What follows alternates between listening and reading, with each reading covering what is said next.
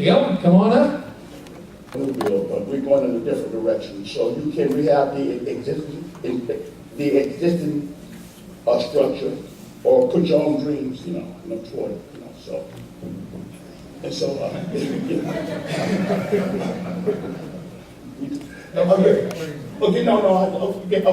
like I say, and I don't, you can Google it and look it up. Right now, we actually had it under contract.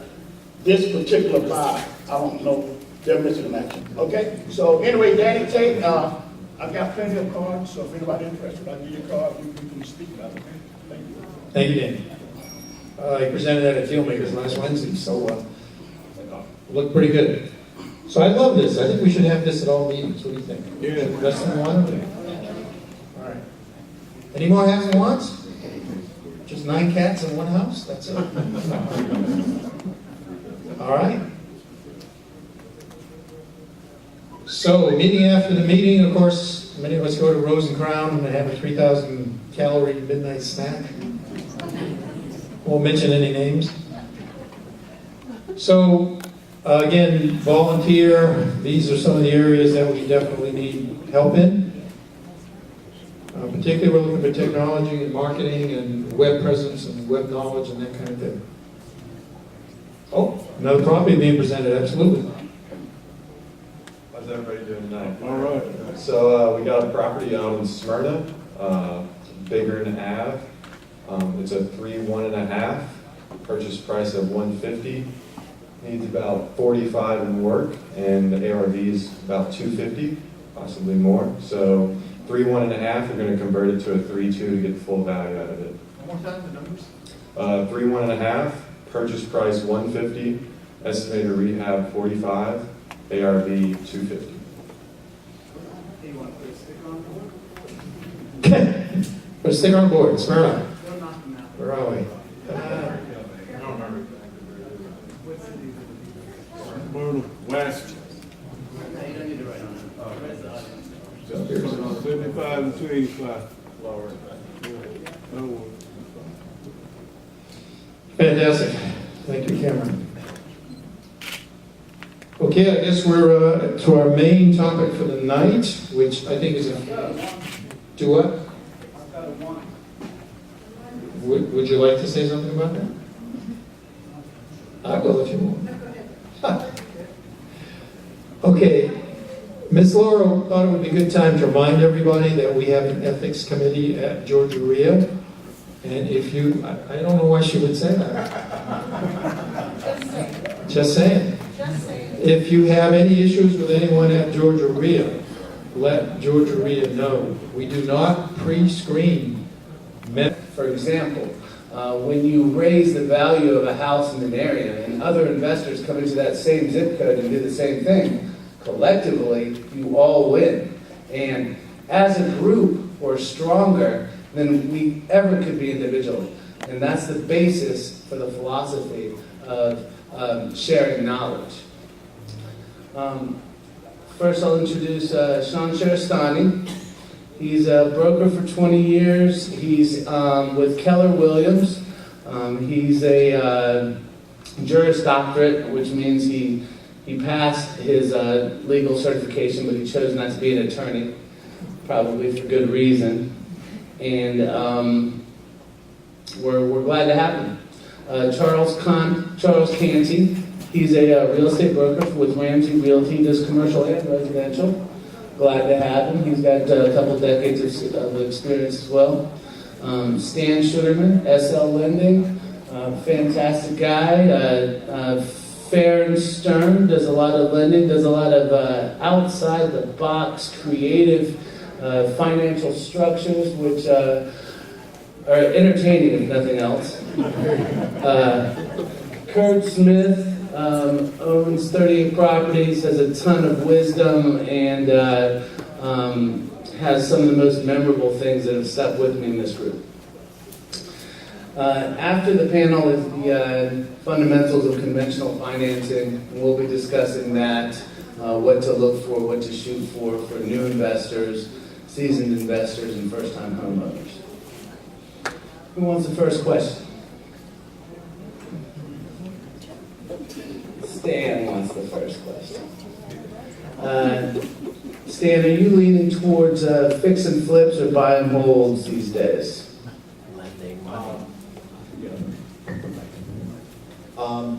I think with the state of the market right now, I think it's tough, to be honest, on any deal. But I think there are opportunities to fix and flip and buy and holds. You're going to have to be very creative on where you're doing your buy and holds and your fix and flips, and you're going to have to think outside the box. That's what I do. I like to buy stuff nobody else does, and I'm very patient. And I think that's the key to real estate investing. It's a great way to get rich slowly, and you have to have that fisherman mentality of it's a grind, and you need to think of it that way. What price point? I'm what I do. I'm You can't really redline. You're just a little guy. I would tell you there are challenging parts of town to make deals work. I would pick on Fort Vine City, English Avenue, Grove Park. Gracie Girgis, please come to the front. Gracie Girgis. And I would tell you it's the area by the stadium. I might need a couple more. It's the Lakewood area is challenging, and I would say East Point is challenging to me, and parts of Clayton County is very challenging. And the reason I'm picking on those areas is crime, schools, transportation, jobs. That's what draws buyers and renters, and the infrastructure in all those areas are very challenging, and it's going to be years, despite what everybody says, maybe decades in some of those neighborhoods to see them revitalized. So let's talk about East Point for a second. A lot of people get excited about East Point. They say, the city's going to dump a bunch of money into something, and it's going to be turned around pretty soon. Isn't the concept of buying it when it looks like a dog crap idea, and then in 10 years it'll quadruple? I mean, what about Midtown? What about Little Five? What about downtown Atlanta by the Centennial Park? Tell me why not play the third horse in this three-legged race? I believe the last stat I heard was that East Point had the third highest or the second highest crime rate in the state of Georgia. The utilities are all owned by the city, so the deposit system is not renter-friendly, which really hurts in terms of stable rental base. It has suffered for a generation of underinvestment, and I'm trying to think what else to pick on there. And the schools and the jobs are not ideal there. I think that satisfies that answer. Now, in this There's a couple people rating it. all right, Sir. He got about $100 million that he's supposed to invest here. $30 million from Martha's Bank, $30 million from HUD, and some other money. So a whole lot is supposed to take place in that area. They're building a hotel there as well. Yeah, on the world. I don't know, Stan. On the World Congress Center, yes, there's going to be a hotel where the Georgia Dome's at. Sure.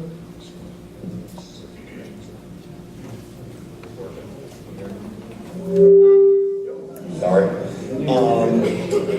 And then, so yes, there is a hotel, but in past generations, it's not the first time the city's kind of recognized that they've left a neighborhood behind, and the stadium really hurt the area.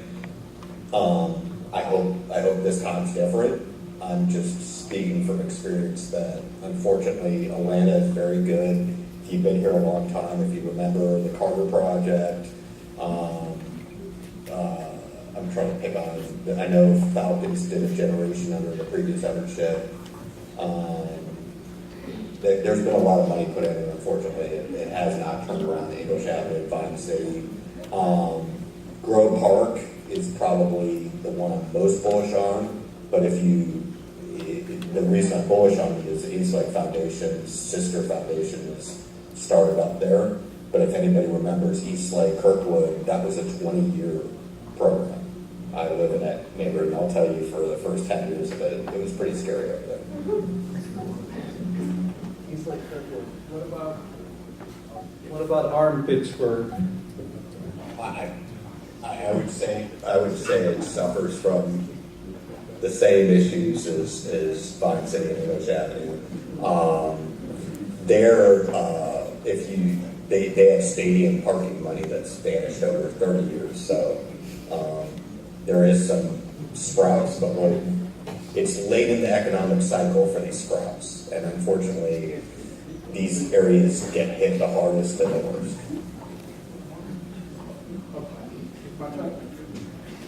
Look here, I want everybody to know that there's not, and stand out there for that sad investor who knows what you're doing.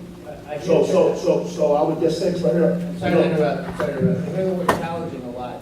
Can you define that term? What does challenging mean? Put like this though, here we go.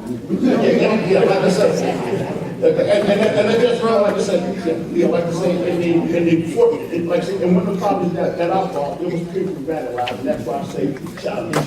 But by that same So challenging means vandalized often? No, it's a challenging. I'm trying to be politically correct. Y'all don't understand though. There's one definition. Okay, but I just. How do you need the race? No, it's not telling you what's wrong. But and understand. I just want to just push back on that on the East Point and Vine City. But what you said, no change, and you're not wrong in everything. We're going to agree to disagree a lot tonight. That's what it's all about. If this was easy, everybody would do it.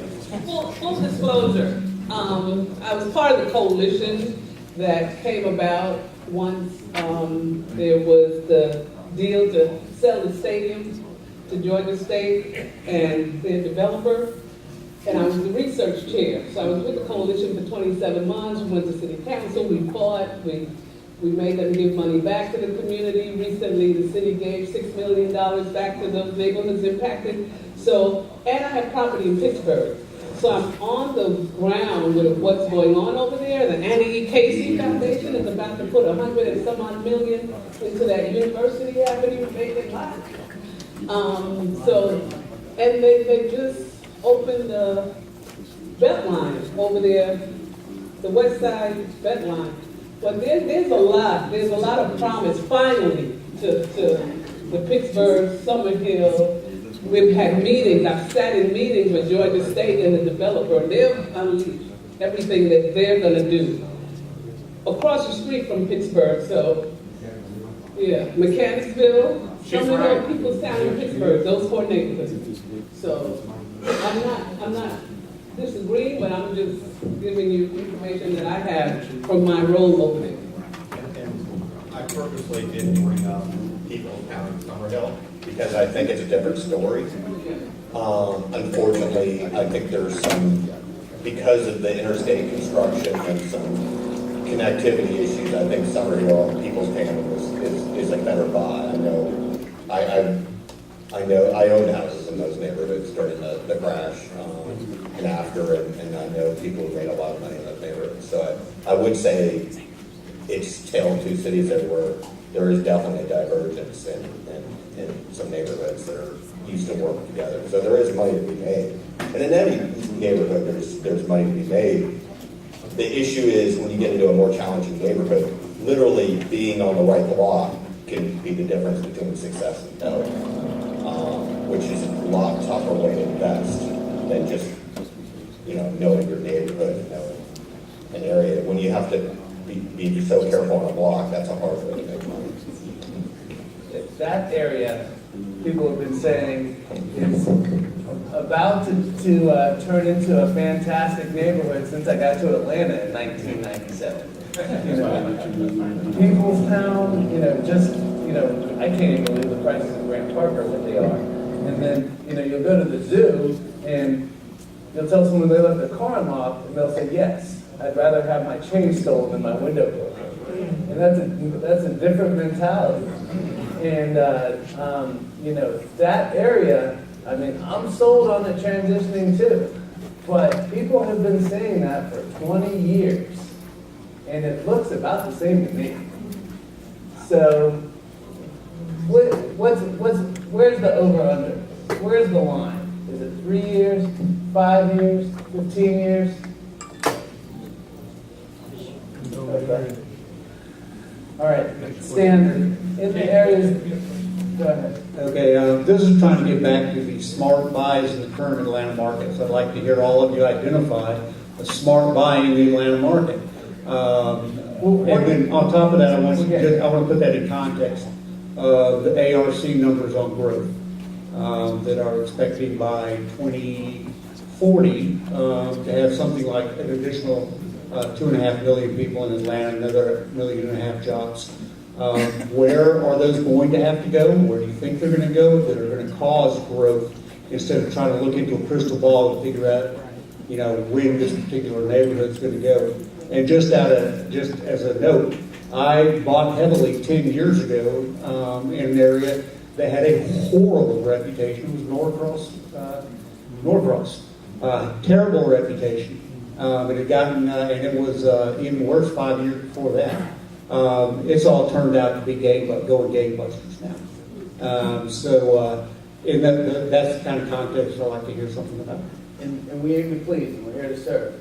So I'm going to ask these guys 3 questions, and then, we're going to open it up, but let's add a little bit more formality. We like the participation, but we're going to get a few things going. Stan, your third? You get this here for a while. Actually, you did a great job improving that question. Mine was really simple, but it was the same thing. Where would you buy outside of 285? Okay, but that's much better. Okay. Stan, your third question. In the areas that you like, what's your price range? What do you look for? What qualifies itself as a good investment from your standpoint? I'm really bullish. I would say it's the ARC. On outside the perimeter, it's from 75 to 85. That ARC, and then when you go inside the perimeter, I would say it's north of I-20, and it's probably catching some of that Upper West Side. Yeah, right there. Exactly, and all of the interior of Atlanta. I think there'll be some good areas near MARTA stations. I think MARTA is going to be huge over the next 10 years. Where? Anywhere near a MARTA station.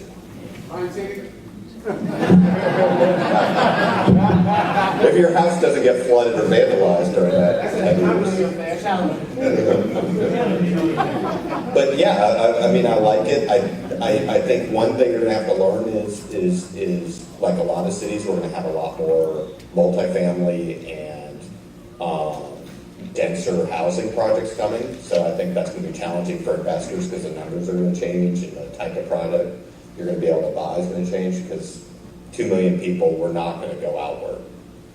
The days of Atlanta sprawl, for the most part, are done between ARC limiting growth and really pushing down on that. And then the other issue is going to be people don't want to sit in traffic for 2 hours to get to work. What is ARC?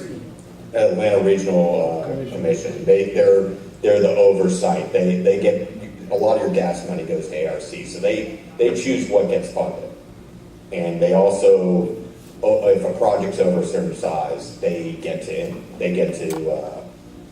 comment on it, and they actually help fund a lot of the rezonings and zoning practices in your city.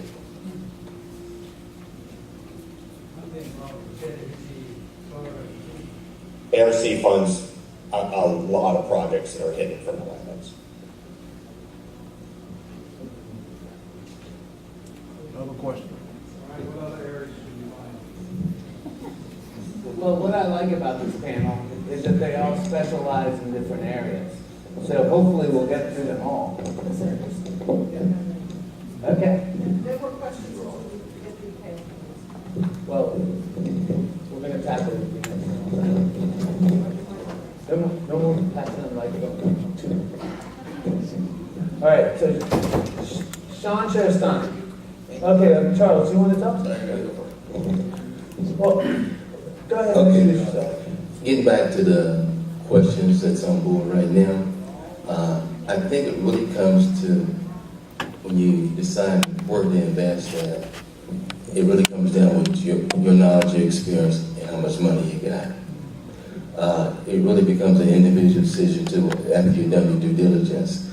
Personally, I see there's no bad areas in Atlanta to buy. It's all relative to price. I would buy in Vine City all day long if the price is right. And there's a time to hold, and there's a time to sell. I look at real estate like relationships. It's time to let her go, it's time to keep her. Yeah. Right now, it's a time to sell. I want to sell anything I can get my hand on. It's a seller's market, okay? So, if you buy it right, this is the time. It's a seller's market. It's a lack of inventory. I'm not interested in holding rental properties at this time. In 2008, when the market dropped, when you bought low, it was a time to hold. Till the market came back up. Now the market's up. It's getting better and continue. Right now, we're living in a city you have to wake up every morning and say, hey, thank you, God. Every race in the world's trying to get here. Wait till the soccer world here. It's coming here. It's going to get bigger. And these people are coming with money. Okay? And they don't care about the neighborhood. They don't care if it's that. Who lives in that area. They come with money and they want to stay in town. Everybody wants to be in town. Suburbs, are flat. Okay? But I was still buying the suburbs. It's all relative to price. I've been investing over 25 years. I look at all areas. I work the whole metro Atlanta area, from Atworth to McDonald to Smyrna to Covington, Georgia. And there's one thing I know, you can't depend on the MLS and FMLS. You got to do a multitude of things. And you got to spend money to make money. And you got to do the mail outs, you got to have your bird dog, and you got to make contacts. And then this is a great networking organization to do that. I don't know why I procrastinate and join it, but I'll probably join tonight. Because I need more things. But I don't see any bad areas. I mean, You like Decatur, Stone Mountain, the east part of Atlanta. Can you tell me why you told me that you like those areas and what specific opportunities may there lie? I really specialize in East Atlanta. I think it's one of the hottest market that's going on right now. There's one of the few areas I would buy 2-1 or 1-1 because those are where the mart is, those are the belt line, those are where people want to be close to everything to get in town. So I stay a lot of time in from Columbia Drive to downtown. And usually there's a rule of thumb, I usually have about 3 bedrooms, 2 bath garages, but in East Atlanta you can buy 2-1s, 2-2s all day long and still profit for the area, okay? And Stone South DeKalb is coming back really strong. I used to never would go and let out an appraiser come in my house in South DeKalb unless I was there. Now they have confidence, it's good. The whole market in South DeKalb is coming back really strong. What price point would you recommend someone go into South DeKalb? 10,000. I'll buy that. I would buy junk that you can rehab, as long as the structure's there, okay? And on up to luxury 250. I don't have a price limit. I'm looking for any price range and have the vision of what the house could be, okay?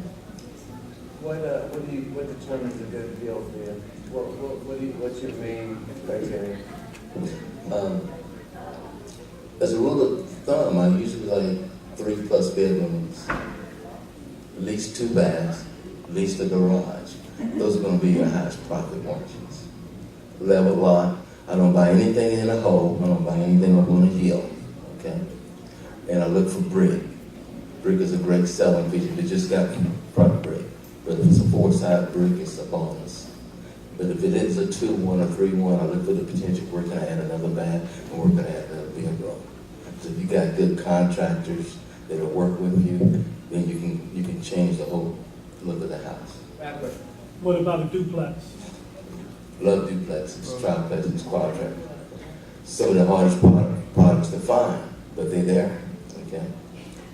In fact, I just pulled one on East Point today. What's wrong with buying on top of the hill? Okay. You have issues with the majority of people, in my opinion, don't prefer to drive up steep driveways. Majority of people that have kids or whatever, but to go up that driveway that you have to back down becomes a hazard to the person that's buying the property.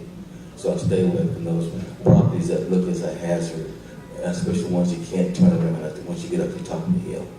The ones in the valley are usually going to have flooding issues, rain, right? Because there's usually never drainage is done to those properties, okay? So if you can foresee the issues, why get involved, okay? Sean, do you recommend buying homes or fix and flips? In this market, predominantly more than anything else. What was the first one? Buying whole. Wholesale? Like you recommend people buy and then rent? Oh, Or buy and do you rent, okay, buy and recommend- hold, I thought it said buying, like hold, as in wholesale, buying a hold, okay, got it. Yes. Yeah, buy for rental investment versus for flipping it, got it. It sounded like hold instead of hold, I don't know. I recommend either, really, both of them are good strategies.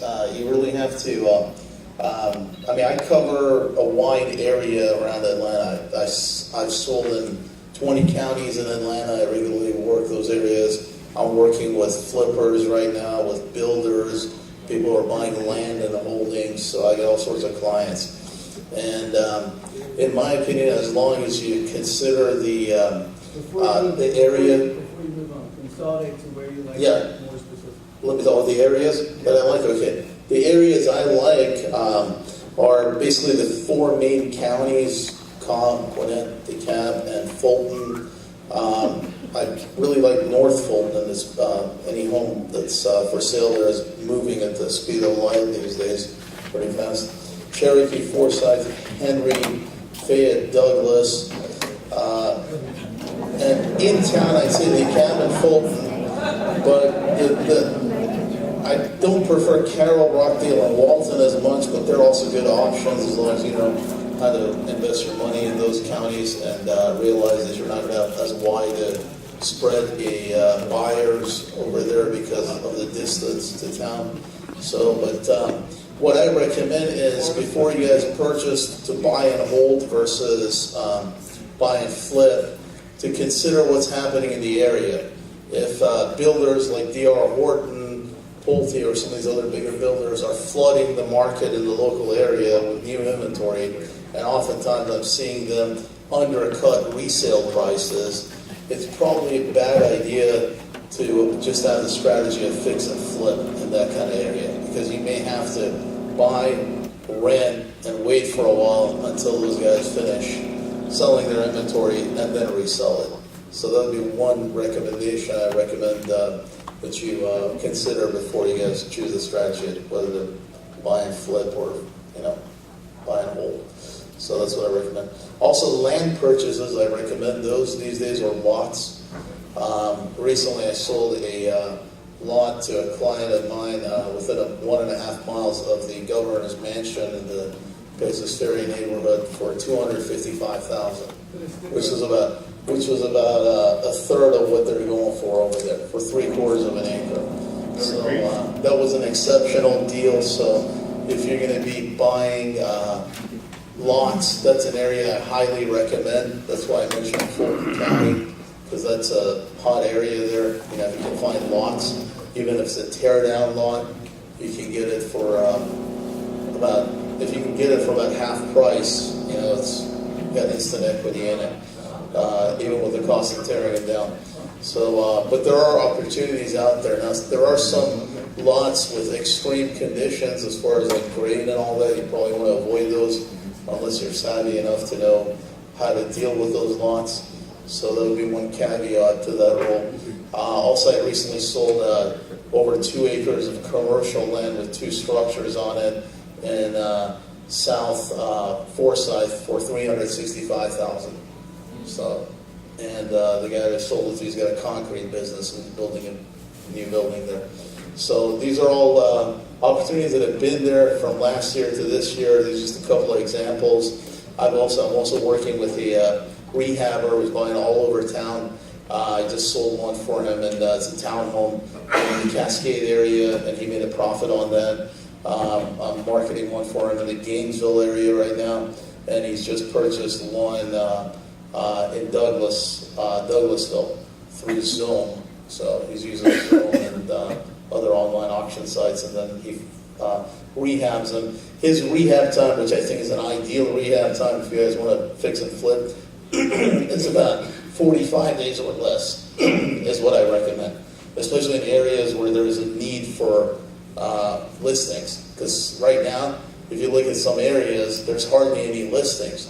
So even if you pick one up that needs 30, 40 grand in rehabbing, and you got enough of a margin there, you could fix it and flip it quickly. The one we sold in Cascade area sold really quickly within a couple of weeks. So, and I got one in Lawrenceville right now that went under contract within 2 weeks as well.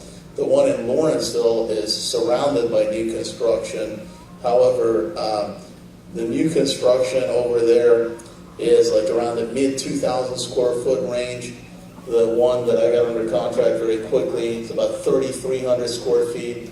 It's got features that the new construction homes don't have because the builders that are building new construction started cutting costs. Like for instance, they don't have as many bay windows anymore, or those arched 5-panel windows in the back that go all the way to the top level. So this house has got those, all those features. It's got brick front. Many of the new construction homes around there don't have brick front, or they have a combination of siding and brick. It's a corner lot. That's another thing that's helpful because it's a bigger lot. The builders that are building around there are squeezing the homes in closer together. And I got some feedback from some realtors who didn't like that. Some folks passed on the house because they said the homes across the street that the new builder is building are too close to one another. They look like cookie cutter homes. So, but what differentiated this home caused it to go under contract faster because it's got features that the new construction homes are not offering.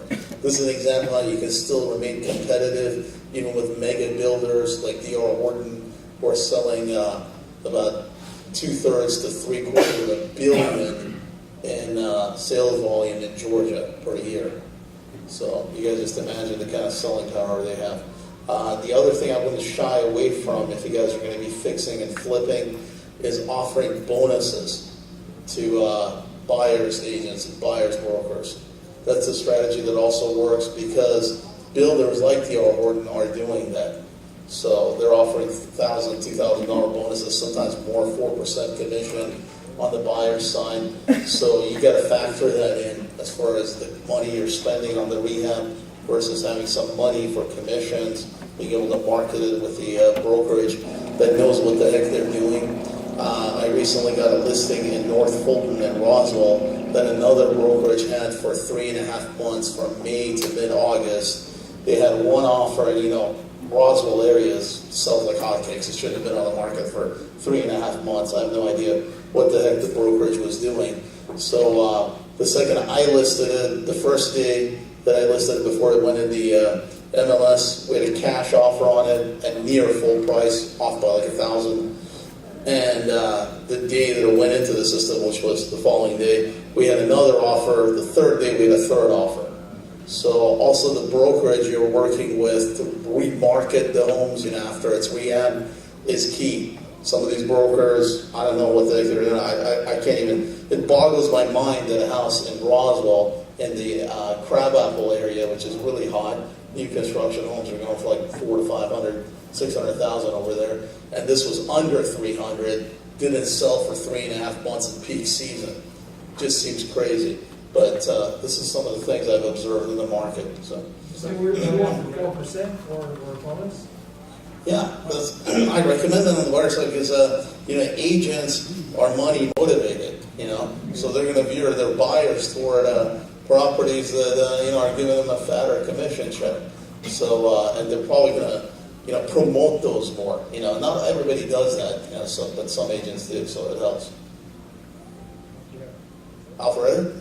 Yeah, that's a hot market too. I really recommend that. Yeah, definitely. Yeah. Anything in North Fulton, I'd say, is probably one of the hottest ones right now. The geographic area that's less than 100 square miles that you recommend? Less than 100 square miles. I think that was less than 100 square miles. I got some specific zip codes I can go over with you guys.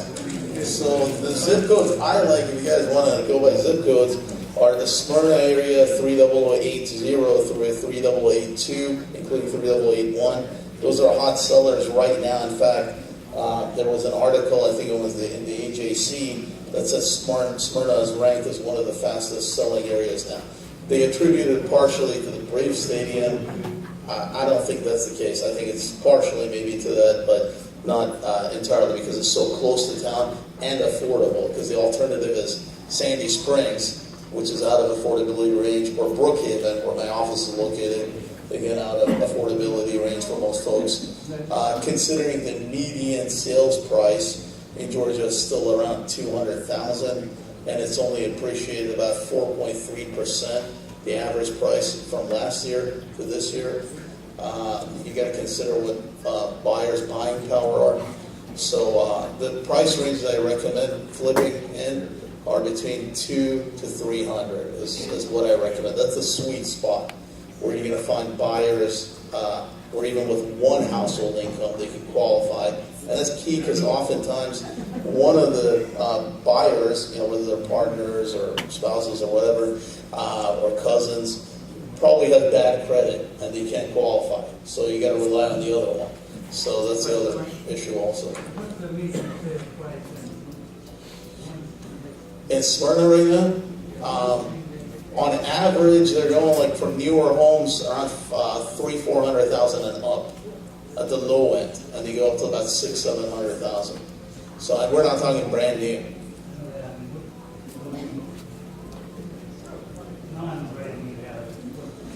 Well, I mean, there are still some you can get under $200,000, but they're really old, and the floor plans don't make any sense for most home buyers that are looking for homes right now.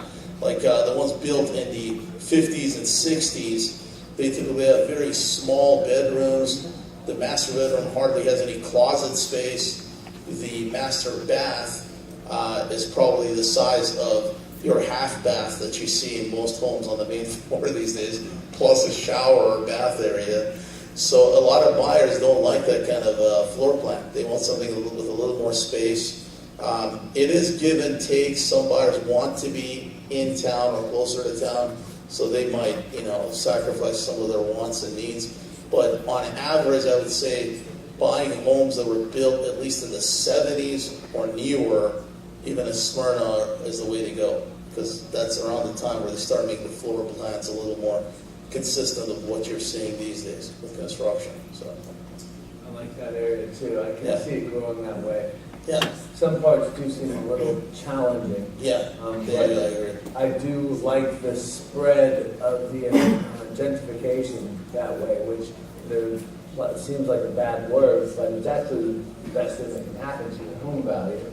Your neighborhood is becoming nicer. Yeah.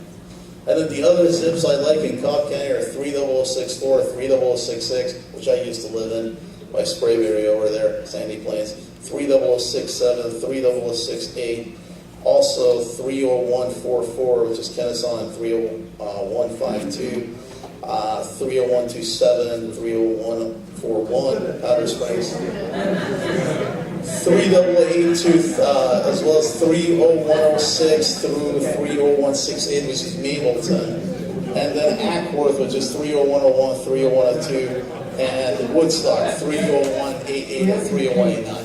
Those are the areas that are really hot right now. I'll tell you, I actually live in Ackworth currently myself, in the D.R. Horton community.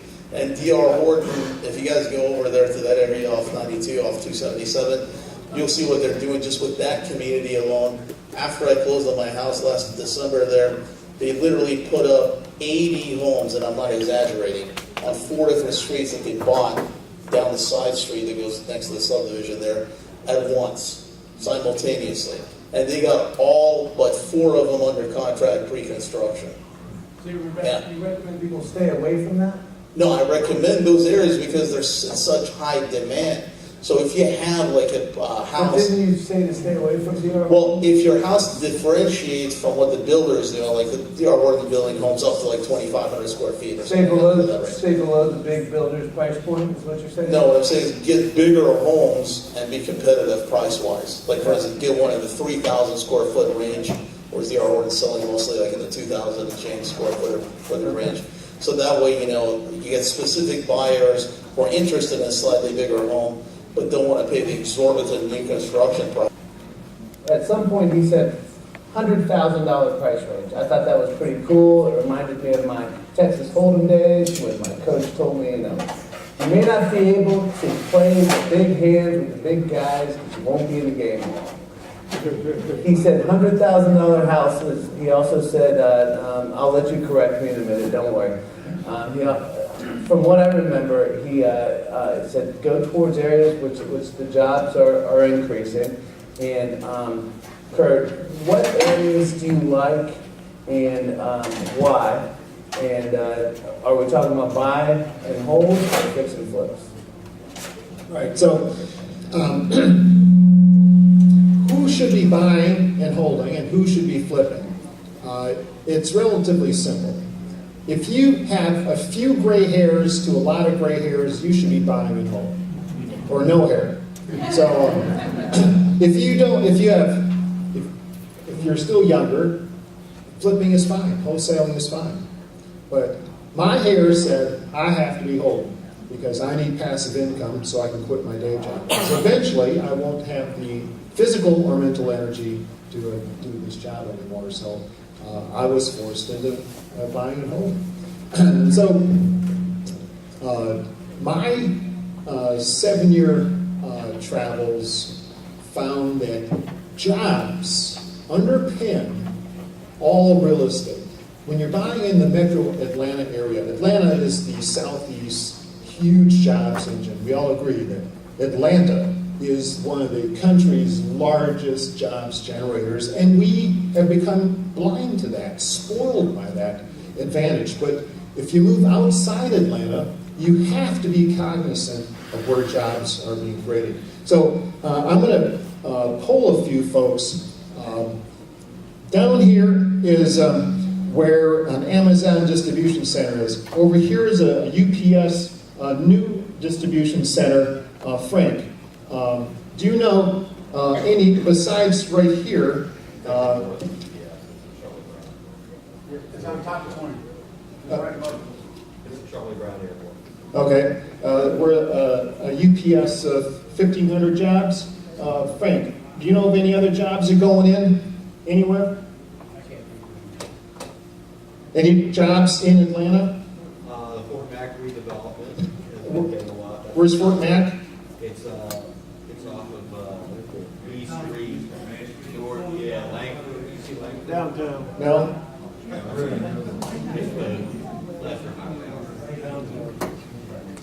Hey, Kurt, Google's right down there too. Yeah, Google's actually under here.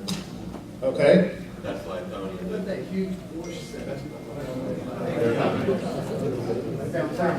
Any more jobs, folks? Fort Gillum, there are a bunch of distribution going in the Fort Gillum. That's Fort Park, right? No. Henry County has a lot of spec warehousing going in. Jackson County is a lot. Right, Jackson County has a new Amazon distribution center. Hey, up there. Let's put it up there. That's closer to Tennessee than Jackson County. If you know where the companies are hiring, people within 5 miles of that location will want to live there. Let's just put it that way. You would want to live there, for God's sakes. You don't want to commute across town. So these areas is where I would be buying rentals. These areas right here, Douglas County, Douglasville, Western Fulton, are rougher areas, so that the houses are cheap, but and the schools aren't that good right now. But if I had to buy houses in the Atlanta area, I would be buying in this area, because you can see this is where the high volume jobs are coming. Henry County has some spent warehouses because of the trucking industry, and same thing up 85 where the 316 split is. There's another Amazon distribution center. Any more jobs? People know about jobs? Midtown, I mean, NCR is moving from Gwinnett. Oh, right. White collar jobs. See, I'm buying whole. I have specialized in upper blue collar, the permanent renter class. If you've got a college degree, I don't want you. Because you're only renting temporarily until you can buy. So I target the price range of the house. I buy between $50,000 and $70,000. I put in $15,000, at most $20,000, because I do light rehabs. Ideally, paint and carpet, because I want to be all in between $90,000 and $100,000. Rent from $1,100 to $1,200, and that cap rate is between 10 and 12%. Let me interject. And that's one of the profound things I found from his commentary, because what that does is it gives him a payment of around $500, maybe $600 total PITI, maybe $400. Let's just say $500 PITI. That gives him say $1,000 rent, for example purposes, maybe higher. It's a 2-to-1 debt servicing ratio. Or I know Steve will disagree with me because he'll want to factor in maintenance and something else. But we leave that out of our DSR because we don't want to talk about it, and it just keeps it simple. It's a 2-to-1 debt servicing ratio without consideration to maintenance, and it's fantastic from a lending standpoint and investment standpoint, and it meets the fundamental criteria of a buy and hold. Right, absolutely. So my scratch and sniff on to buy this house or not is if it's in the path of jobs. So start with knowing where jobs are. Well, there you go. If you're going to buy in Atlanta, this is where I buy. Or up 85 or 316. We didn't get to 316. I love Barrow County. Barrow County is to the blue-collar jobs as North Fulton, 400, is to white-collar jobs. Same thing with South 75. Yep. Really quick though, that works when the economy's going up, but when the economy's going down, like blue-collar jobs, the first ones to go out, so distribution plants are the first ones to close. And but if you're in Atlanta, where Atlanta is so vibrant, one industry's up, down as long as you're in the heart of Atlanta, major parts of Atlanta, you're always going to be. Right, so a house that you have a low-cost basis. So part of your protection plan is not having much money into the house. My houses, average price is a lot cheaper than most, except for the folks that bought down here in the early days, like Doug Fortenberry and so on. My blue-collar rentals, my average all-in is somewhere between $70,000 and $95,000, and that's not much money. So I have a lot of houses that I don't have much in. So some folks who are buying now in northern Gwinnett are having to be all in for $120,000 to $140,000. What Kurt says is a little bit of a game changer, because he says stop the press, forget what you know, keep your payments below $500, everything rents for at least $700. And that's what I liked about that, and that's why it's one of the most profoundest things I think I've heard while I was here, is because it says forget what you know, keep your payments low as dirt and collect at least double that.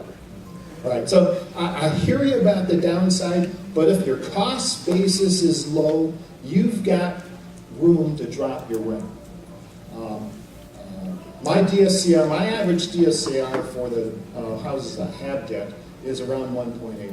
So I've got a long range where if things go to heck, I can drop my rent and still be positive cash flow. So I studied the entire state for where the big jobs are going and where the big swing is. Everyone, this is kind of competing with a lot of folks buying in here.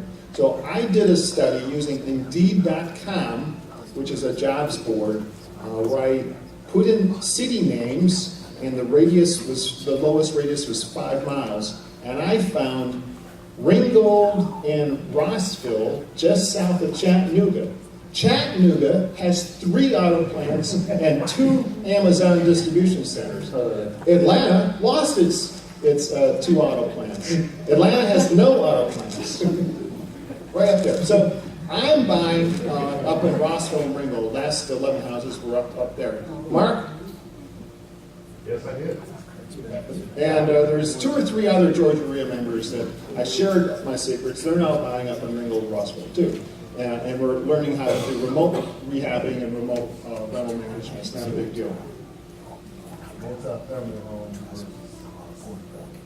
So 7 years ago, I was working in a Fortune 50 company that the cartoon Dilbert was patterned after.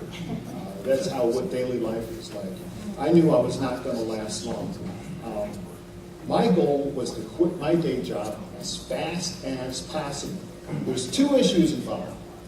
One is each deal had to cash flow at a maximum rate. And there needed to be deal flow. Deal flow is something you will not hear other people talk about. I bought a multifamily in this form of a mobile home park. We bought one, 16 months later, none more. In the meantime, I bought 11 single-family houses.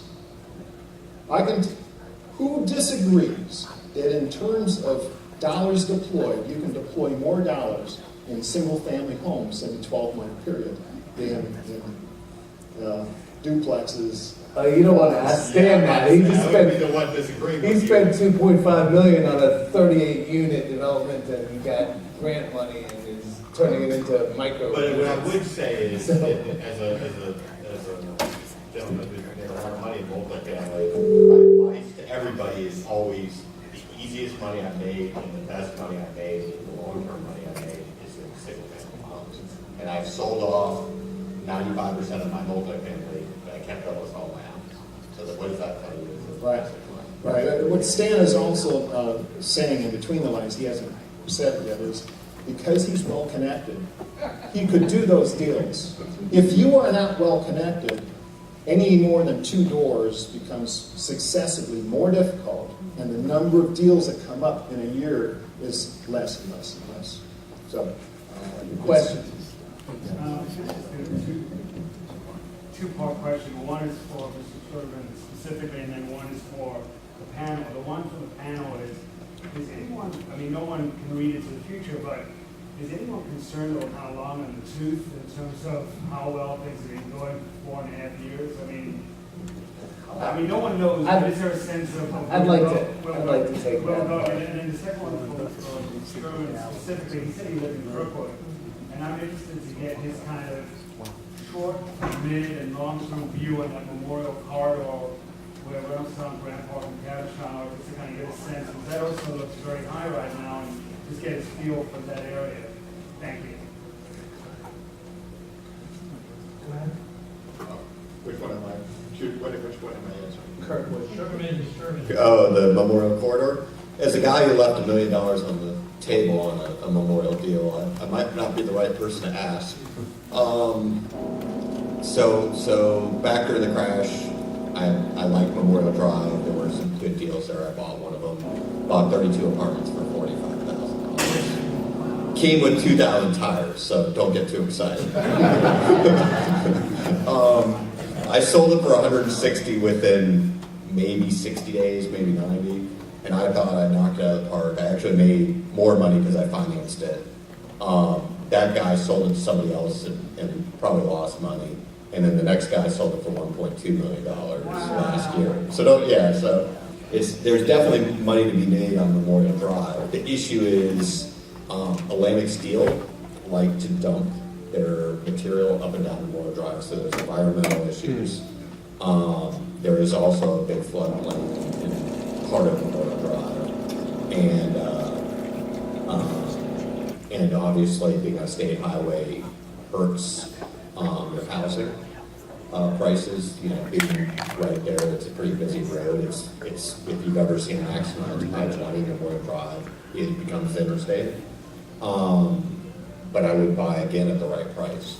What do you think of the $2 billion remediation job you did in Atlanta Station right down at Steel used to be located? You think that's legit or is that still toxic? Not touching that one. I'm just gonna, so for Memorial Drive, I think there's legs on it. The question is there gonna be a correction at some point? Yes. So there's a lot of money being poured into Memorial Drive. Somebody's gonna lose their shirt. What kind of correction? I'd be, Single family, commercial, multifamily? I have no idea. I would guess multifamily. The last deal made, or at the multifamily commercial, I shared the stat that 93% of apartments developed in Atlanta right now are luxury apartments. And we're actually below our boom. But the problem is usually our booms were a lot more balanced. There's a lot more low income and middle class apartments. That hasn't happened. We keep pushing rents. I've actually seen a deal hit $3 a square foot rents. 8 years ago, Atlanta was By downzoning from commercial to residential. So will the commercial bubble, if it bursts theoretically, affect residential? Not that much in my opinion. Multifamily, it's relatively stable for an Atlanta market, which we've got it going on. There's a lot of people moving here. There's a lot of business here. We're stable. I think we've got a great upward appreciation for at least 5 to 7 years. I think the commercial correction is going to be a small pill to swallow, and we're going to eat it up and turn it residential.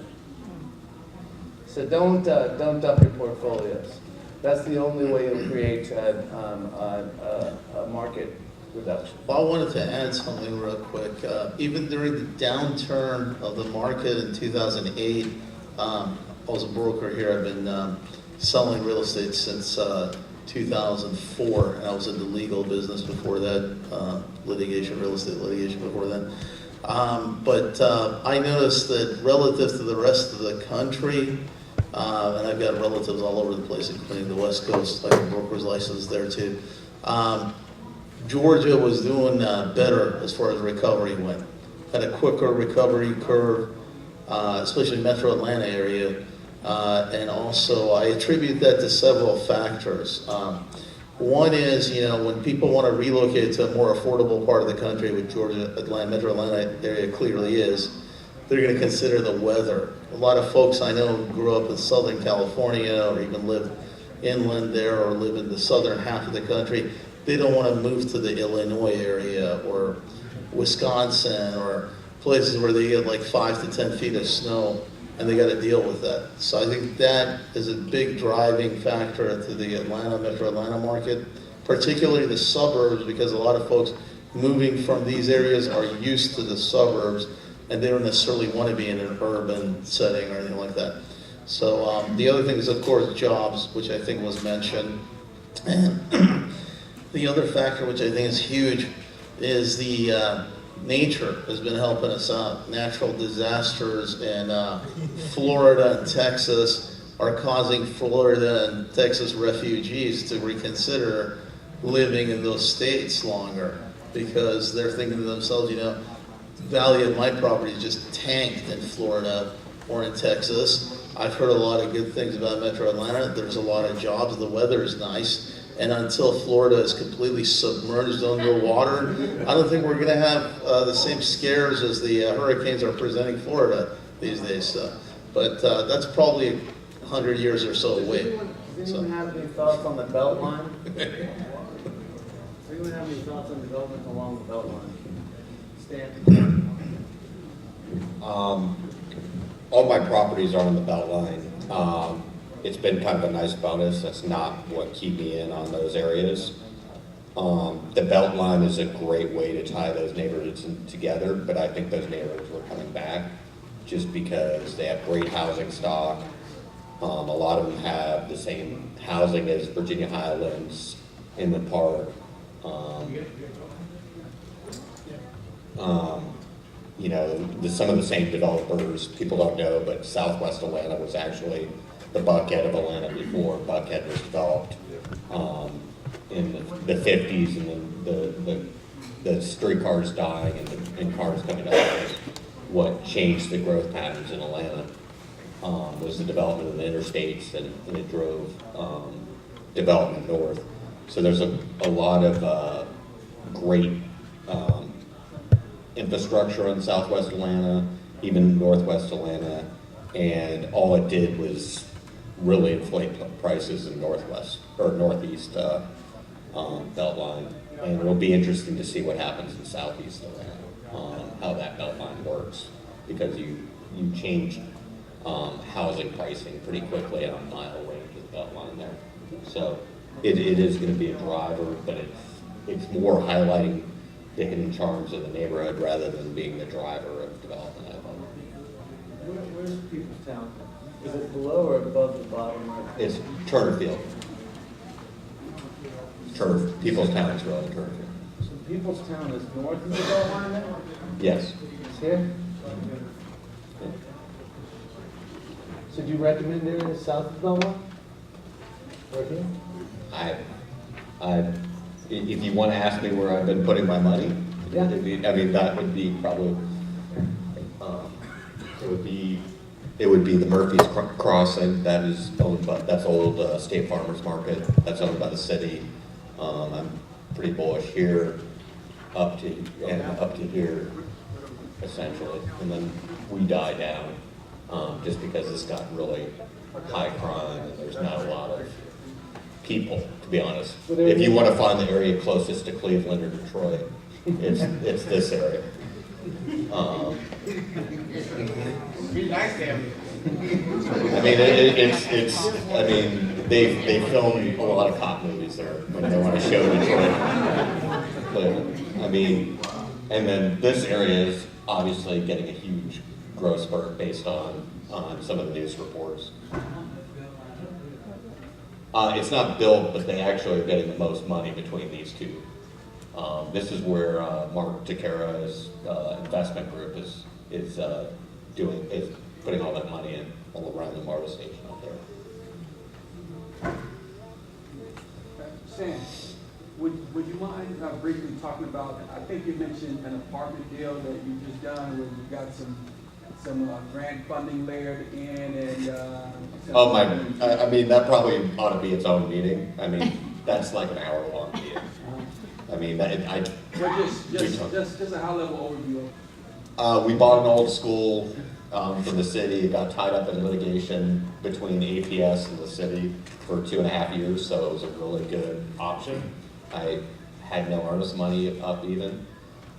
We closed this year once the city decided to release the deed, and then the city's development arm put up $1.5 million in housing opportunity bonds, which basically means I'm restricting income for 80% of my units to people making 60% of the average median income across the whole city, Metro Atlanta actually. And then we're going to get $2.7 million in federal and state tax credits because it's a historic building. Adair Park's on the National Register. Where's that location? That's Adair Park, right? Yeah, good luck finding another one. I found that same building, and then before I knew he owned it, and I called the broker who had it listed, which it wasn't even his to list, and then I called the city to find out who owned it because there was a variance hearing, and they were like, call Stan Sugarman, and then I called. I was like, I have his number, thanks. And I made him an offer on the building, but he's going a different direction with it.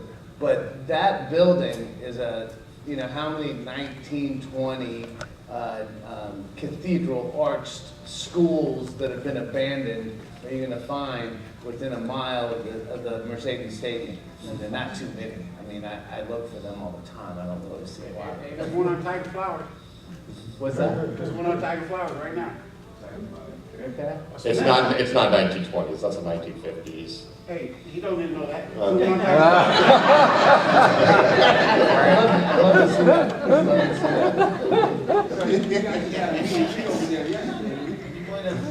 that. We had a party Saturday. Yeah, apparently I had my own day in Adair Park. I didn't know anybody liked me. It was nice. we're gonna have 5 more minutes of questions, and we're gonna break and then go to the second half. So whatever your questions are, please bring them all forward, and there's no order.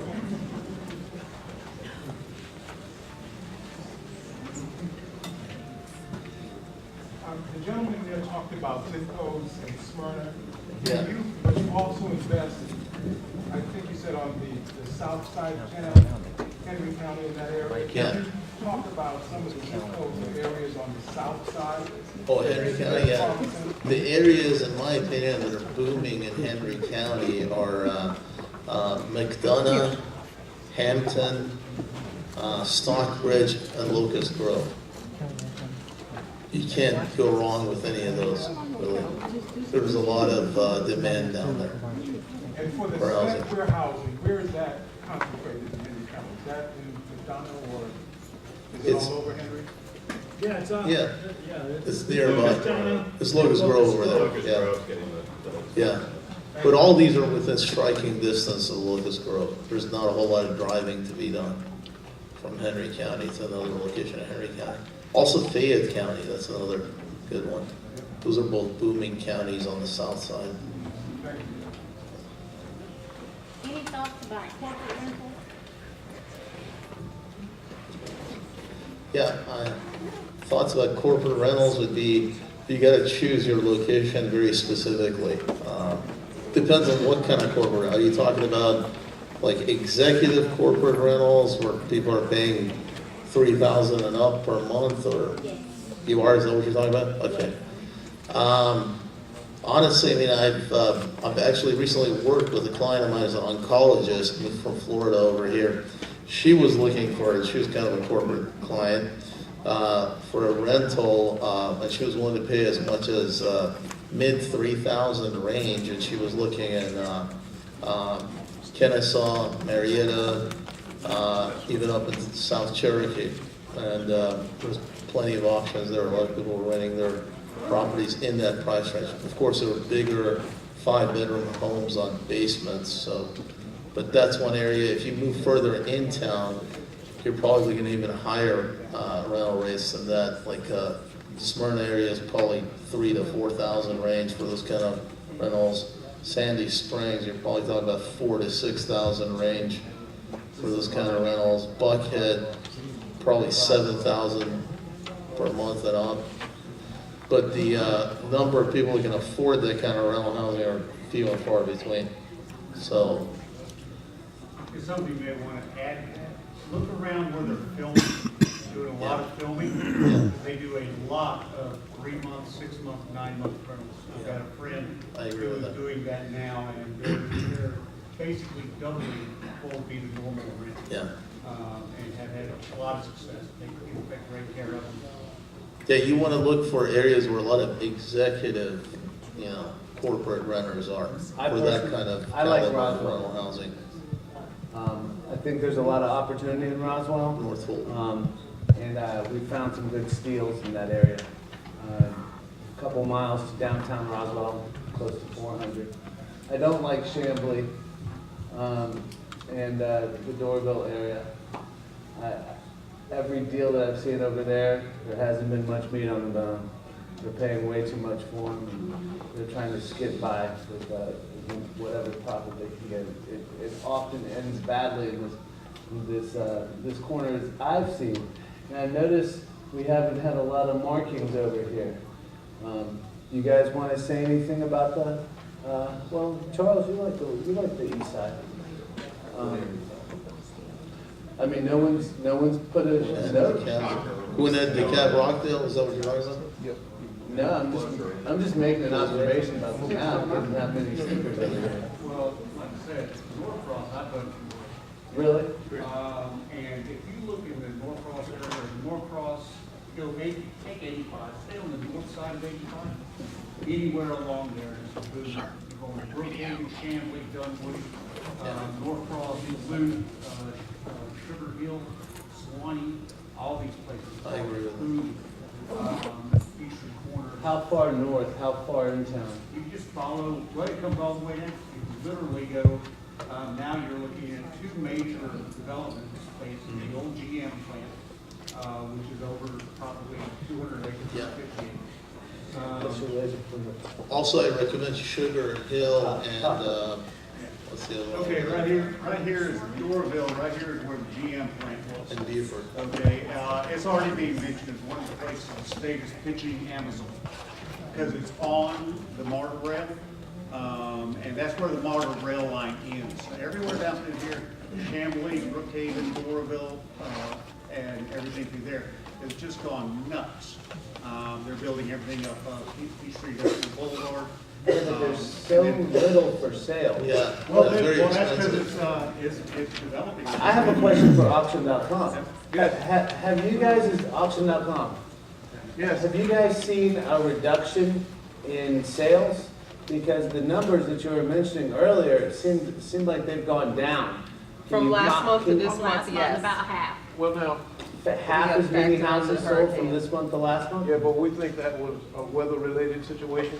On our average basis right now, we bring to sale statewide somewhere between 350 to 450 homes. Okay. And on that average, we sell about 50% of those properties that we bring to sale. In our 5 largest counties, Fulton, DeKalb, Cobb, Gwinnett, and Clayton, right. We generally, as a rule, I would say on average, other than last month, we're somewhere in the 70 to 80% sale rate. That's the courthouse steps. Those are the properties on the courthouse steps that are sold at the courthouse auction. Now, one question that you maybe asked about also is the number that are being brought to sale. Okay, the number of properties that are being foreclosed on. That number is down. Okay, that number is down, but that's because of the market. A lot of the foreclosures have happened. I mean, there's still some going on, but indeed, the amount of the number of foreclosures that we're bringing to market is actually down. Yeah, I second that because I used to do a lot of BPOs for banks, and they're down right now. Yes. The request for broker price opinions. Yep. So Bank of America, Wells Fargo, Chase, Green Tree Investments. Now, you were saying that, if I remember correctly, 17 foreclosures in DeKalb County, and I think that was 1.8 million. But that was last month. Last month was an abnormality, again, because of October, because of, again, we feel it was weather related. Okay? But doing my math in passing, it sounded like your average price point in DeKalb County was 100,000. In Fulton County, it sounded like 50,000. No. In Cobb County, it sounded like 200. Can you give me those numbers again? Absolutely. There, right here. No, I got some people, he wants some broken down. Kurt's a genius. He's just going to do the math in his head. Go ahead, Kurt. I don't think you can generalize the counties because Cobb County's got some areas that are really. Indeed, you asked about DeKalb, and again, remember the amount of properties brought to sale was down. But indeed, in DeKalb, there were 19 properties brought to sale. 18 of those properties sold. The average price in DeKalb was $111,700. Okay. In Fulton, there were 28 properties brought to sale. 26 of them sold. The average price was $103,000. Generally, Clayton County pulls up the rear. Is the lowest average price properties that we sell. The highest price generally fluctuates between Cobb and Gwinnett. Gwinnett brought, it was low last month, 16 properties to sell, sold 13 of them. The average price was $153,800. Cobb brought 19 properties to sell and sold 17 of them. And the average price there was $152,900. Okay. So I'm not sure where that $50,000 number, but Fulton. Bad math in passing. Okay. Yeah. Now, do you differentiate North Fulton from South Fulton? Or No, we just don't. South Fulton? No, just Fulton as a whole. Okay. Okay. But again, last month was happening. I've got all the prior months to that also. But as he was saying, the amount of foreclosures has gone down. The prices, actually, the average sales prices have gone up. They've gone up 4.3%. I can give you September or August numbers, for example. In Cobb and Gwinnett, the average price in Cobb was $153,000. The average sales price in Gwinnett was $157,000. So we're still in that 150 price range for those two counties. And Clayton, again pulling up the rear, Clayton was down at $76,000, and that was in September. And then in August, they were around the $75,000 mark. So generally, Clayton pulls up the rear. August was a kind of unusual month because Gwinnett was all the way up to $177,000 on average for those properties. And then Cobb was up to $160,000. Well, don't you think that's seasonal upswing in prices? That could be a case. It could be a seasonal thing because generally, I'm a real estate broker also, and we generally have a higher market in August and September.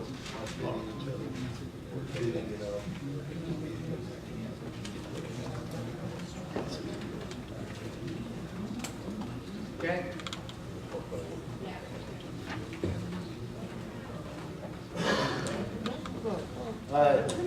If no one has any more questions, we're going to a break. So I'd like to thank our panel. If you guys want to come up and talk to anyone about any specifics, please feel free. The second half, I'm going to be hosting it. It's going to be quick, but it's going to be about 15 minutes long. We're going to discuss the fundamentals of conventional financing. Mostly income for self-employed borrowers will be the meat and potatoes of the documents.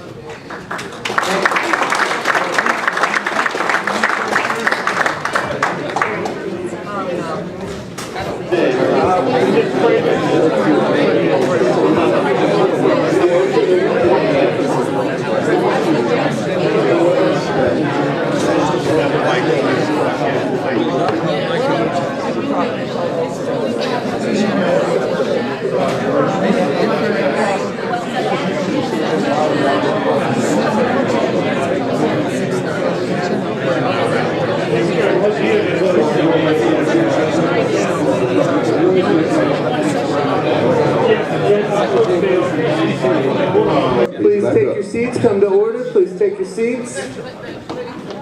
All right. Excuse me. If y'all want to go ahead and y'all can go step on outside. Y'all can have a talk. We got to get this started. We'll be going to. This is going to be 15 minutes. I'm going to fly through some stuff. A lot of your questions may be individual, and we'll be happy to talk about them one-on-one. Okay. This next 15 minutes is about the fundamentals of conventional financing. Fundamentals of conventional financing. Okay? In summary, and I'll go into each item categorically, there's credit, income, liquid assets, which is cash, title, and appraisal. Credit. First-time home buyers, first-time investors need to have a minimum 580 credit score. Conventionally, for FHA, conventionally, 620 to 640 is going to be about the minimum criteria. If they're 620 is the minimum criteria for a Fannie or Freddie conventional loan, and 580 is the minimum credit score for an FHA loan. Now, a lot of people talk about first-time investors. In my opinion, there's no such thing as a first-time investor. There's a first-time homeowner. First-time investor is a first-time homeowner. Okay? Your first purchase should be your primary residence. I can't imagine anyone renting and having an investment property. It'd be tough to qualify for it anyway. No one's going to believe it's going to be an investment property. So, there's some great programs. VA has the IRRRL, FHA has the 203K. There's a lot of first-time home buyer rehab projects that the terms will blow your mind. You don't 4% interest rate, no closing costs, no fees, no payments until the end of the project. You know, the programs that exist for someone who wants to rehab a primary residence will leave you thrilled to participate in that sort of program. Credit, the first category. Okay. Now, if you've had a foreclosure, it's 7 years. If you've had a bankruptcy, you've got to be out of that for 3 years. For FHA, it's 3 years for a foreclosure, 2 years out of bankruptcy. Now, if you had a bankruptcy with a foreclosure, of course, it's back to the 3 years. Income. Now, it's easy for W-2 guys that have one job. If you make, let's say, $60,000 a year, that's $5,000 a month. If you're the W-2 guy that has the standard deduction and no businesses, and you make $5,000 a month, then your debts can't exceed half of that. And when I say debts, that includes your mortgage payment, principal, interest, tax, and insurance, and whatever else is reporting. And that means cars, credit cards. So your total monthly minimum payments can't be more than half your monthly W-2 income. That's a simple scenario.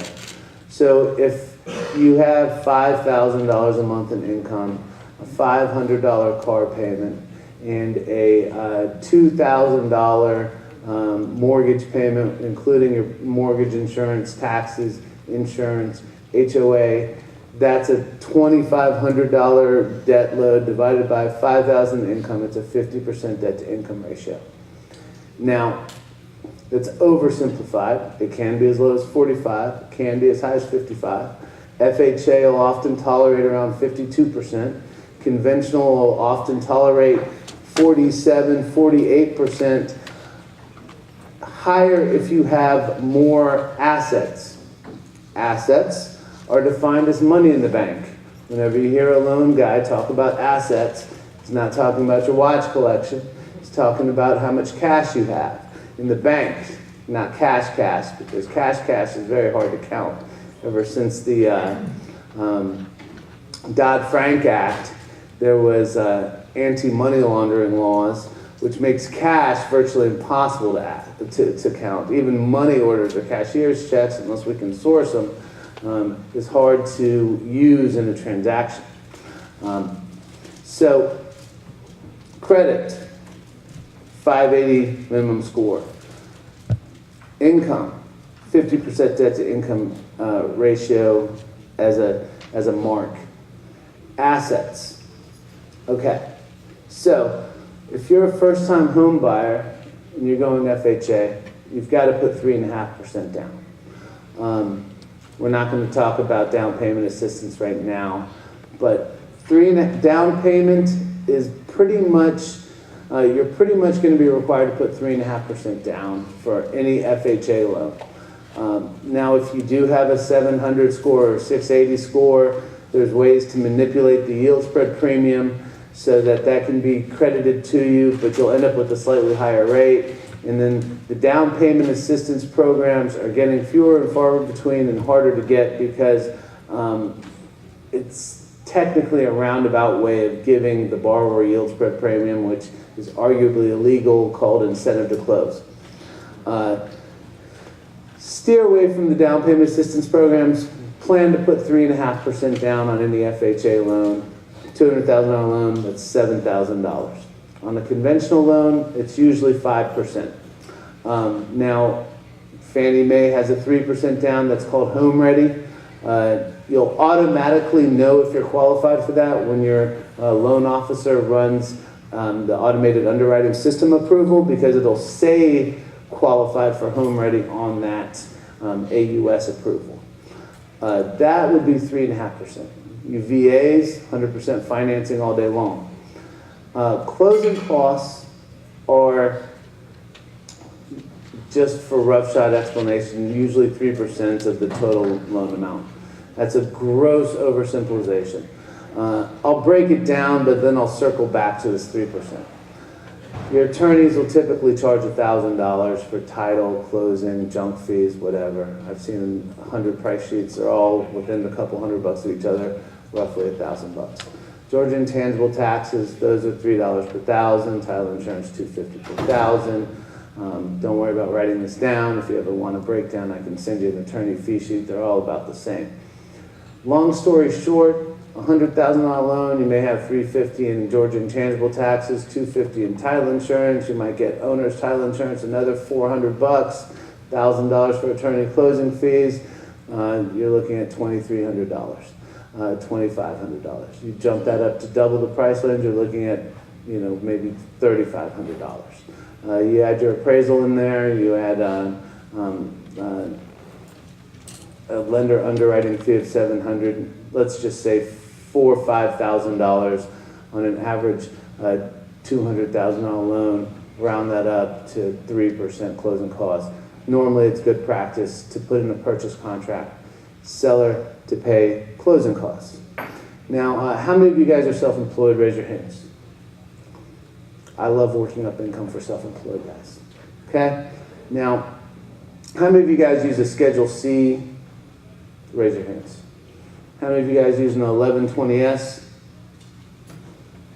Okay. For self-employed guys, theoretically, you can add back non-reoccurring expenses. So if you paid $100,000 for college this year, but you're done with college, that expense that was adjusted by your gross would be add back. If you paid depreciation, which is an intangible expense, that can get added back. Mileage, 25 cents per mile is the rule that can get added back for mileage. A lot of portions of your Schedule C that are intangible expenses can get added back. Now, for a self-employed person, to calculate the income, we don't actually need the 1040s. A lot of people say, hey Rick, I made a ton of money, here's my 1040. Well, to calculate your income as a self-employed person, I don't actually need your 1040s. I need your W-2 if you W-2'd yourself. I need your K-1 if you're an S-Corp. I can add back all your depreciation, mileage, office use of home, non-reoccurring expenses, and arrive at your income calculation. I've had people who have had negative incomes that actually made $250,000 a year, and we get to count that. I have guys that are Trump-esque, and they have carry-forward losses from 8 years ago. 10 years is, by the way, is the length of time you can go back and back-file a tax return and use a carry-forward loss. So I've had guys that have had carry-forward losses of $2 million in income this year of $500,000. Their income's $500,000 because the carry-forward loss is not a reoccurring expense. Appraisal. If your appraisal comes in lower than your purchase price, it's off the lower of the two. Your house appraises for $190 and your purchase price is $200. You've got to put down the $10,000 deficiency, and then 3.5% if it's FHA or 5% if it's conventional. Title, you got to have valid title. So, questions? All right. Go ahead. I don't have a question, but when I heard the topic, I kind of wanted to hang around and share. Because I am self-employed. Yes, ma'am. Just went through purchasing a home, and it was a battle. And it was very different from when I purchased, my rental and my previous primary home. And I just felt like if people had told me what I was going to experience, I would have prepared for it long ago. So I think most of us that are self-employed, or at least maybe I should just speak for myself, you make a lot of money, you're trying to keep most of that money in your pocket. So what that means is when you file your taxes, you get your adjustable gross income, you get it all the way down. But then I didn't know that when I went to get, to apply for a home, it turned out that it was it was too low as compared to what they consider to be my DTI, even though I didn't have a lot of debt. What bank did you use, or mortgage company? Christensen Financial. I used a broker, but even like a couple of other companies that I had talked to when I was kind of shopping, it was just a real process that I think most people are not aware of. Are you an S corp or a C corp? I'm a LLC. You're an LLC. Yes. And what tax document did you file? We do 1040s and then do Schedule C. Okay. But the problem was, even though you make whatever, you can make $300,000, you can make $500,000. It doesn't matter because they're going to go based upon that number that's on your tax return. And so I ended up Googling it because I thought, well, I can't be the only person with this issue. And it turned out that a lot of like attorneys, doctors, people that are self-employed, they were having the same issue because they're not going based on it. Clearly you can afford whatever you're buying, the property or whatever, but they're going based on that number that is on your taxes. Okay, so your AGI is the same as your bottom line of your LLC, is it not? Yes. Okay, so I don't know if you want to disclose that number or not, but for example purposes, do you want to say what that number is? Well, I got mine down to like $45,000. $45,000. But that was nowhere near what I had earned. Right. And so then when, like for example, I'll just tell you one problem that I had with my car. My car note was $600. Okay. But they felt that that was too much compared to, with that AGI. But I didn't have any other debt. But someone said to you they feel like your car note's too high? My what? Someone said that they feel like your car payments is It too high? was for that AGI, but it wasn't compared to my real income. You know what I mean? Like, I guess my thing was, when I got ready to go through the process, I thought I had it all in order. I had a high credit score, I had plenty of money saved in the bank, and I thought, I just had everything in order, and it just wasn't that simple. What's 45,000 divided by 12 months of a year? What's that come out to be? 3,800. So let's say, so 3,800, that means you qualify for 1,900. If 600 of that is a car payment, that means you qualify for 1,300 PITI. That puts you in about a $200,000 house if your association is low. So depending on that price point, you are threading a needle there, and you are picking a balance between tax obligation or qualifying for a home loan. Right. So well, I've now closed, but I just wanted to share with the group because I have been trying to tell everybody that I can to start. If you think if you want to buy something, start preparing sooner. Yeah. And so, did you have any depreciation? I did. How much? Okay, so maybe what they did was they added back depreciation and depletion and helped you arrive at AGI. Now, a couple options that, and I'm happy to dissect anyone's income at a later time, or you can send it to me and I'll be happy to tell you what the income is. Freddie Mac has a 1-year income calculation. So you could do 1 year's taxes and qualify Freddie Mac. With 1 year's tax returns. I ended up doing that as well. Again, You went Freddie? Just sharing with the group. I ended up doing that, but what I ended up doing was I got a waiver for 1 year on the taxes, and then I ended up taking a hit to get the income higher on the other year's taxes. So basically, I paid the IRS a lot more money than I want to on 1 year, and then on the other year, I did we were able to get a waiver for that one. So it definitely did come. Do you take a K1? A what? A K1, a dividend disbursement? No. Yeah. So you might be an LLC, but you may be paying yourself as a sole proprietor, and then you're taking on a lot of self-employment tax obligation. So that's an extra 15% as opposed to a K1, which allows you to avoid all the FICA, which is 15% less in taxes.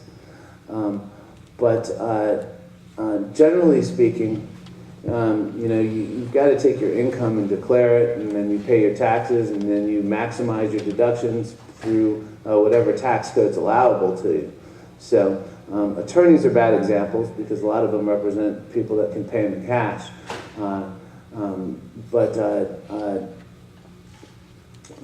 It's just because someone is self-employed doesn't mean that they get to make up a number for their income. Theoretically, your total revenue should be your total revenue. Your expenses should be your expenses. That bottom line should be your AGI.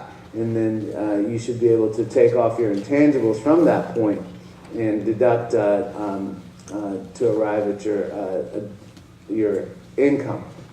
Can I just, I know Yeah. you're sick of me by now. But No, not. One thing that I kept having problems with processing in my brain is when you say you can't make up your income, to me my income based on these 1099s was X amount of dollars. Okay. But the lender was like, no, it doesn't matter what is on this, what you made. They have to go based on the number that's on your tax return, the AGI. Right. And I think for most normal, the average person, you have to come to the realization that those are two very different things. That's where you lose me. Why is the number different from your income to where it is on your tax returns? Because when you do your taxes, let's say you made $300,000. Yeah. When you do your taxes, you're writing off, Expenses. Expenses. Right. So that number is coming down. And Right. so then when you go to qualify for the house, they're qualifying you based on the AGI, not based on the actual money that you made. Well, the actual money that you made, isn't that the AGI? No. It's a lot more. Yeah. Not really, because you're telling the IRS that you made $100,000, but you had $95,000 expenses, so you made $5,000. Right. So that's your income. Right. So, that's your income. How are you gonna argue with that? Exactly. How can you argue with that at this point and say that if you got $100,000 income and $95,000 expenses, you got $5,000 profit? That's your business. Unless there's a bunch of depreciation. Now there's going to be a lot of specific situations, and I don't want anyone to have to divulge personal information. All these things can be discussed for free by email. Get my card, send me whatever scenario, I'll be happy to qualify you. There's investors that may have 10 properties. You may want to know what your income is. You may want to know at what point you qualify for conventional. You may want to know what you need to show as income to qualify for conventional. I'll be happy to answer all those questions and break things down. It only takes a few minutes, and we'll do it in a private telephone email session. This is just a jam course. I wanted to thank you guys. You guys are an awesome group. I had a lot of fun tonight, and this was just designed to be a 15-minute by the way on fundamentals of finance. If anyone's going to Rosencrown for Crown on the Rocks, we have you doing it. Yeah, have a card. My pleasure. We try. Make sure we bring you guys.